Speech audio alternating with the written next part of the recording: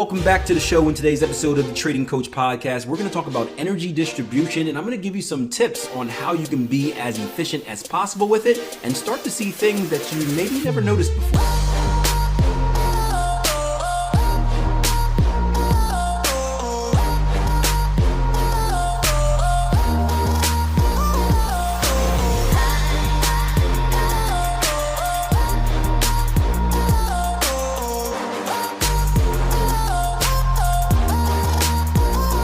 Does that make sense, guys?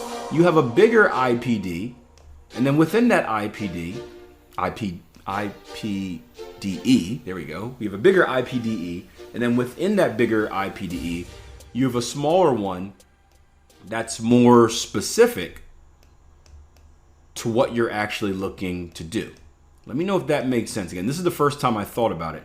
But it's fractals, just like anything else in the market, right? Trends, smaller trends within bigger trends and all that fun stuff. So it's kind of interesting. I think it's something we all do, right? It's part of the bigger process. We all do it, but I don't think we ever thought about it as actually being a separate IPDE. We just call it doing analysis. And if you think about it, that's the cool part about the IPDE process, or even the CTS system, is that eventually, and I do it every day in a live room, but I don't necessarily run through it, but eventually you start doing it without even knowing you're doing it. That's how you know you're on task, right? It becomes a part of your routine where, let's just take Raphael, for example, right? Raphael's looking at a chart, and Raphael's not saying to himself, okay, I, P, D, E, right? He's just going through what he's doing, and he's doing the IPDE process, right? Think about it like, again, driving a car, right? Most of you, depending on how good of a driver you are. If you listen to one of the past coffee break episodes, Jason Grayson said he's not that great of a driver. But you're driving a car, you're going on your routine trip to work, you're making a right-hand turn, right? You ever just hit the turn signal without even thinking about it? It's just natural, right? Shift over into the lane, hit the turn signal. I guess you should hit the turn signal, then shift over into the lane. Maybe that's why I shouldn't drive either. But hit the turn signal, shift over into the lane, and then you make your right-hand turn. Natural. Or same thing, right? You head into the car, you turn the key, you push the button, you start, right? When you go through this process enough times, it becomes basically a habit. It becomes, in a sense, we call it muscle memory in the sports world, where we repeat a process so many times that you no longer think about it, you just do it. And the cool thing about that, just go to a different level, right? If you think, I tend to think of everything, and I think this has come with entrepreneurship, right? I put out a tweet this morning kind of talking about what I told you guys, where there are some daily tasks that I like to do, right? There are some daily tasks that I like to do in order to not get behind. And because of my busy weekend, starting with Friday, I did not have a lot of time to do those daily tasks, right? You saw the Trading Edge video was a day late. There was some other stuff that I didn't have a chance to do. And it was funny, my son came in yesterday after when he was getting ready to go to bed. I snuck in a quick workout, getting ready to go to bed. And he's like, because he used to be yelling at him like, I gotta work. He's like, Daddy, this is my oldest. He's like, Daddy, you didn't work all weekend. I said, yeah, you're right, son. And we had fun. We went to a basketball game, a Harlem Globetrotters game. We went out to eat. We did all this fun stuff. I'm like, yeah, I didn't work all weekend. And I was quite proud of myself, right? Because again, work-life balance is something that is very difficult for me. I am a workaholic. I'm an only child. Well, recently I found out I have a biological sister. That was a cool thing this summer, but that's another story. But I was an only child growing up. So it was always kind of me being independent. Like I just work. That's what I do. I work. I worked at summer camps. I built houses. I did landscaping. I worked cleaning dishes. I've always just worked, right? That's how my motor is set. I am a workaholic. I'm not the most talented person in the world, but I believe that even in sports, like I have a motor that will outlast anyone. So it's one of those mindsets where it's like, if we're going to run like, they used to call them suicides. I'm sure they can't call them that anymore, but like sprints, wind sprints on the turf, right? I may not be the fastest one out there, although I'm pretty fast, but I'm just not ever going to give up. And you will eventually have a heart attack and die. And I may die too, but I'll die after you and I'll win. And that's all that really matters. So shifting to kids where they become the priority in your life, any parent can agree with that. It was rather difficult because it takes away time on the chart for me. So I was quite proud that like I didn't sneak away and do work. I spent the whole weekend with my kids and my family having fun. And I'm glad that he noticed it, right? Because he gives me a hard time about working. So he's like, Dad, you didn't work all weekend. I'm like, yeah, son, I didn't work all weekend. I'm a good father. He's like, you're going to be very busy tomorrow, aren't you? And I was like, crap. I am going to be very busy tomorrow. Like, he just looked at me straight face. You're going to be very busy tomorrow, aren't you? I'm like, and like, you should see my face. I was, again, I was so excited, happy about being a good father. And then like, it just reality, like a reality check hit me. Like when you come back from vacation and you got to go to work the next day, you're like, man, that was the best vacation ever. Shoot. There are going to be so many emails. So,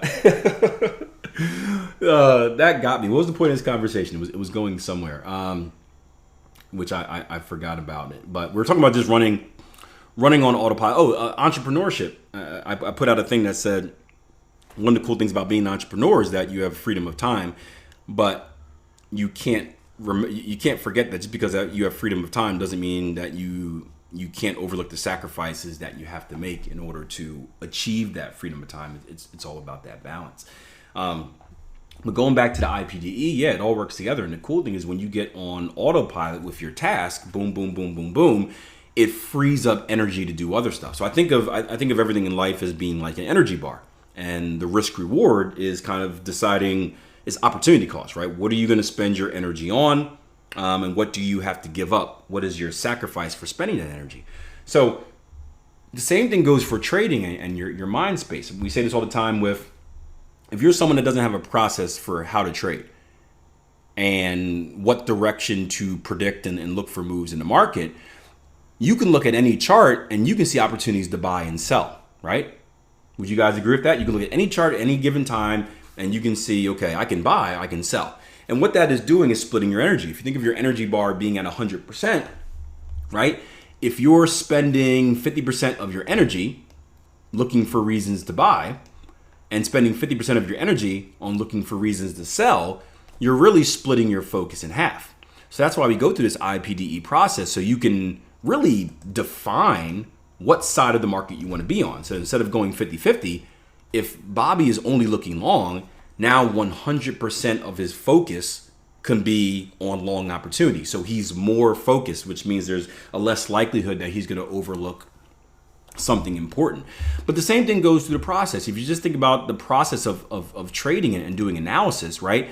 When you're new and you're doing this IPDE process, or you're reading through your rules on how to, identify a pattern, for example, that's costing you a lot of energy, right? There's a lot of energy in doing that.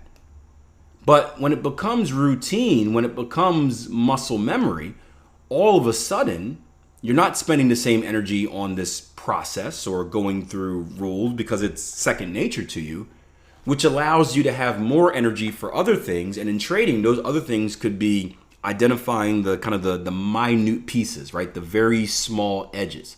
And it can be something like hey, you were able to cut 15 minutes off of your analysis time. Now you can spend 15 minutes reading the news events for the day. Or maybe you can spend that 15 minutes kind of digging into something else, a new strategy, something backtesting, reading an article. Or maybe because you're not spending so much energy just focused on identify, predict, decide, execute, you're able to identify some funny looking candle that may or not mean something, and now you can track it.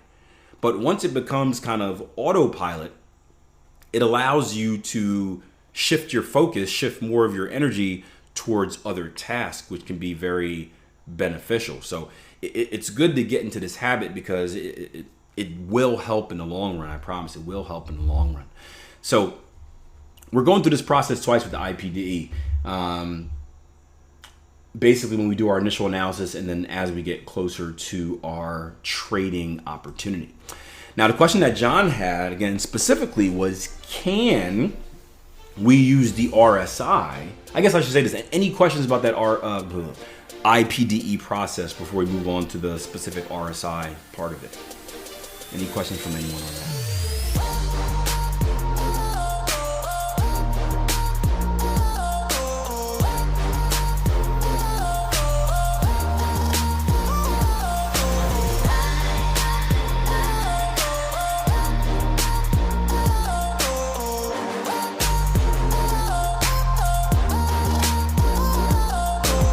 Hope you guys enjoyed the show. If you did, do me a favor and support it by giving me a follow on whatever podcasting or music streaming app you listen to the show on. Also, check out our website, www.tier1trading.com. We got some free training. We got a 2-week trial. We got lots of education in there that's going to help push you in the right direction and hopefully push you towards becoming a consistently profitable trader.